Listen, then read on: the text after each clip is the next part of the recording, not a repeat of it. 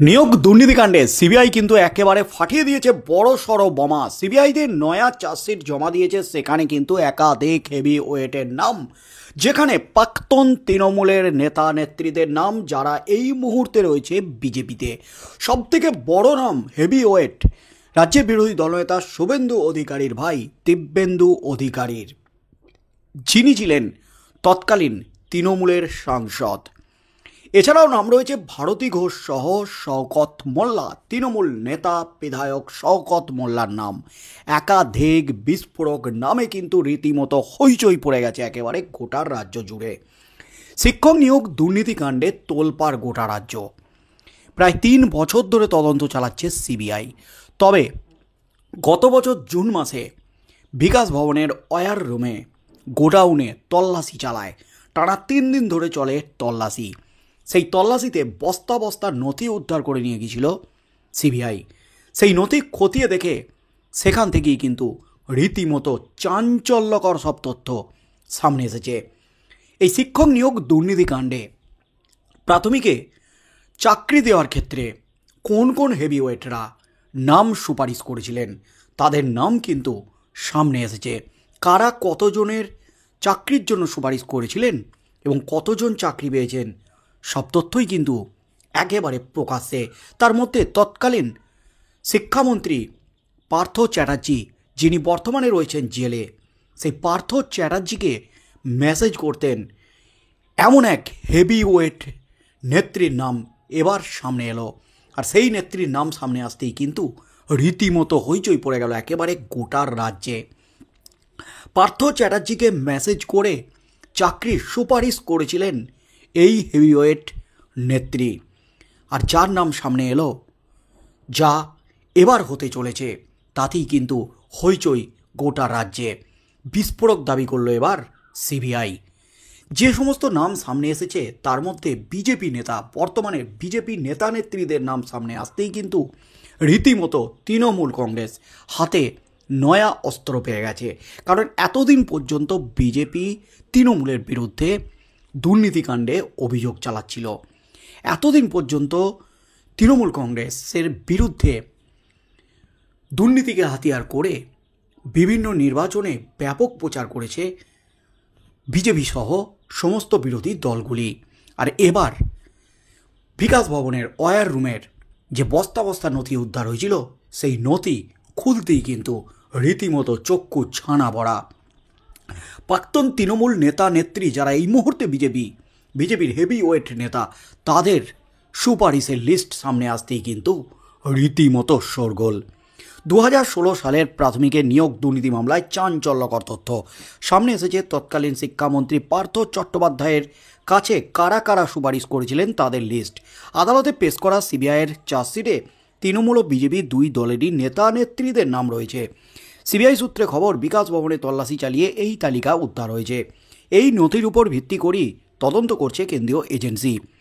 আদালতে গতকাল সিবিআই কিছু নথি জমা দেয়। নথিতে নাম রয়েছে বিজেপি নেত্রী ভারতী ঘোষের। তিনিও 4 জনের চাকরির জন্য সুপারিশ করেছিলেন। নাম রয়েছে শেষ সময়কার তৃণমূল সাংসদ দিব্যেন্দু অধিকারীর। সে সময় তিনি 20 জনের চাকরির সুপারিশ পাঠিয়েছিলেন পার্থ চট্টোপাধ্যায়ের কাছে। নাম রয়েছে শিউলি সাহা, মমতা বালা ঠাকুরদের তরফেও। সিবিআইয়ের সূত্রে খবর, পার্থ সেই নামের তালিকা পাঠিয়ে দিতেন মানিক ভট্টাচার্যের কাছে। তিনি সে সময় প্রাথমিক শিক্ষা পর্ষদের সভাপতি ছিলেন। তাদের কাছে মোট 321 জনের সুপারিশপত্র পাঠানো হয়েছিল। তার মধ্যে 130-এর কিছু বেশি জনের চাকরি হয়েছিল। সেই নথি এবার সরাসরি আদালতে জমা দিল সিবিআই। যদিও এই নিয়ে বিজেপি নেতা দিব্যেন্দু অধিকারীর বক্তব্য, নো কমেন্টস। অন্যদিকে বিজেপি নেত্রী ভারতী ঘোষের বক্তব্য, সিবিআই যখন আমার নামটা পেল, উচিত ছিল আমাকে দেখে জিজ্ঞাসাবাদ করার। সিবিআই আমাকে একবারও ডাকেনি। যখন কারোর নাম আসে তখন তাকে ডেকে জিজ্ঞাসাবাদ করা নর্মাল তদন্তের মধ্যে পড়ে। দ্বিতীয় কথা, এসপির সময় হাজার হাজার মানুষের উপকার করেছি, এসএসকেএস সিটের ব্যবস্থা করেছি, কিন্তু সব রেকমেন্ডেশনই করেছি আইনের গণ্ডির মধ্যে থেকে। এই যে 4 জনের কথা বলা হচ্ছে, তাদের সুপারিশ কি আইনি গণ্ডির মধ্যে থেকেই করেছি, পুলিশ সুপারের জায়গা থেকে করেছি। অন্যদিকে তৃণমূলের সাংসদ মমতা বালা ঠাকুর বলেন, এই ধরনের কাজ আমি কখনো করি না, করিওনি। যদিও রাজ্য বিধানসভার বিরোধী দলনেতা শুভেন্দু অধিকারী বললেন, যাদের সুপারিশে বেআইনি নিয়োগ হয়েছে তার মধ্যে থেকে কোনো বিজেপির লোক নেই, আর তার মধ্যেই পার্থ চ্যাটার্জিকে মেসেজ করতেন ভারতী ঘোষও। বর্তমানে বিজেপি নেত্রী ভারতী ঘোষ আগে ছিলেন এসপি, পুলিশ সুপার ছিলেন। সেই ভারতী ঘোষ বিজেপিতে যোগদান করেছেন। তিনিও আইনের গণ্ডির মধ্যেই থেকেই পার্থ চ্যাটার্জিকে মেসেজ করেছেন, চাকরির জন্য সুপারিশ করেছেন, এমনই কিন্তু তথ্য সামনে এলো। আর ভারতী ঘোষের নাম সামনে আসতেই কিন্তু হইচই পড়ে গেছে। তিনি বিস্ফোরক সাফাই দিলেন, আমি কাউকে ভয় পাই না। সিবিআই আমাকে কেন ডেকে জিজ্ঞাসাবাদ করছে না? আমাকে ডেকে তো জিজ্ঞাসাবাদ করা উচিত। আমার নাম যদি পেয়েই থাকে, আমি কেন 4 জনকে রেকমেন্ড করেছিলাম সেটা তো জিজ্ঞাসাবাদ করা উচিত। সিবিআই তো সেটা করেনি।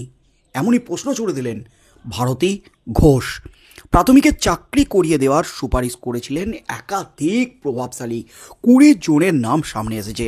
আর এমনই বিস্ফোরক তালিকা সিবিআই জমা দিয়েছে আদালতে। সেই তালিকায় যেমন শুভেন্দু অধিকারীর ভাই দিব্যেন্দু অধিকারী, বিজেপি নেত্রী ভারতী ঘোষ, তৃণমূলের শওকত মোল্লা, মমতা বালা ঠাকুর তিনি কিন্তু স্পষ্ট বললেন যে আমি এই কাজ কখনোই করিনি। তবে ভারতী ঘোষ তিনি কিন্তু স্বীকার করেছেন। দিব্যেন্দু অধিকারী বলেছেন নো কমেন্টস। তবে মমতা বালা ঠাকুর তিনি অস্বীকার করে গেলেন। তার নামের সুপারিশ করা লিস্ট থাকলেও তিনি অস্বীকার করলেন আমি এই কাজ কখনোই করিনি। তবে এরা সকলে চাকরি প্রার্থীদের নাম সুপারিশ করেছিলেন এমনই মনে করছে কিন্তু সিবিআই। 2014 সালে প্রাথমিক টেটে যে নিয়োগ হয়েছিল 2016 সালে, সেই দুর্নীতির অভিযোগের ভিত্তিতে তদন্ত চালাচ্ছে প্রায় 3 বছর ধরে সিবিআই। গত বছরের জুন মাসে বিকাশ ভবনের ওয়্যার হাউসে ম্যারাথন তল্লাশি চালিয়ে এমনই কিন্তু তথ্য পেয়েছে, এমনই কিন্তু খবর উঠে আসছে। তবে শাসক দলের নেতা নেত্রীদের নাম জড়িয়েছিল ঠিক আছে, কিন্তু এবার নাম জড়িয়ে গেল বিজেপির 2 প্রভাবশালীর, প্রাক্তন সাংসদ দিব্যেন্দু অধিকারী এবং পশ্চিম মেদিনীপুরের প্রাক্তন পুলিশ সুপার ভারতী ঘোষের। তবে কেউই সেই সময় বিজেপিতে ছিলেন না। সিবিআই সূত্রে খবর, উপরিউক্ত ব্যক্তিদের সুপারিশ করা নামগুলি রয়েছে ওই তালিকায়। যদিও দিব্যেন্দু ভারতীদের নাম জড়ানো নিয়ে বিস্ফোরক দাবি করলেন বিরোধী দলনেতা শুভেন্দু অধিকারী। যাদের সুপারিশে বেআইনি নিয়োগ হয়েছে তাদের মধ্যে কেউ বিজেপিতে নেই। যাদের নাম উঠে এসেছে তারা তখন শাসক দলের বিধায়ক সাংসদ থাকলেও বিজেপি করতো না। আর তাদের সুপারিশে যদি বেআইনি নিয়োগ হয়ে থাকতো তাহলে সিবিআই ডেকে জেরা করত। জেরা কি হয়েছে? জেরা হয়নি। 2 বছর আগেই নিম্ন আদালতে ওই রিপোর্ট দিয়েছিল সিবিআই। শুভেন্দু আরও দাবি করেছেন, পার্থ চ্যাটার্জির দপ্তর থেকে মানিক ভট্টাচার্যের দপ্তরে যে সুপারিশ পত্রগুলো গিয়েছিল তার একটা কপি মাত্র। বিজেপির যে 2-3 জনের নাম এসেছে তাতে তাদের সুপারিশে একজনেরও নিয়োগ হয়নি। তাদেরকে ডেকে সিবিআই জিজ্ঞাসাবাদের প্রয়োজন বোধ করেনি। শাসক দলের এমন অনেক লোক আছেন যাদের ডাকার প্রয়োজন হয়নি। তবে অযোগ্যদের বিরুদ্ধে ব্যবস্থা নিতে গিয়ে যোগ্যরা যাতে ক্ষতিগ্রস্ত না হয় তা নিশ্চিতের দাবি করলেন শুভেন্দু অধিকারী। তার মধ্যেই পার্থ চ্যাটার্জিকে মেসেজ করতেন ভারতী ঘোষও, এমনই কিন্তু বিস্ফোরক দাবি এবার সামনে এলো। আর এই দাবি সামনে আসতেই কিন্তু রীতিমতো হইচই পড়ে গেল গোটা রাজ্যে। আর এই নিয়ে কিন্তু রাজনৈতিক চাপানোতর একটা শুরু হয়ে গেছে গতকাল থেকেই। বিজেপি তৃণমূল পাল্টা একে অপরের দিকে পাল্টা দোষারোপ করে যাচ্ছে। তাই আগামী দিনে এই নিয়ে কি হতে চলেছে, সিবিআই কি জেরা করবে?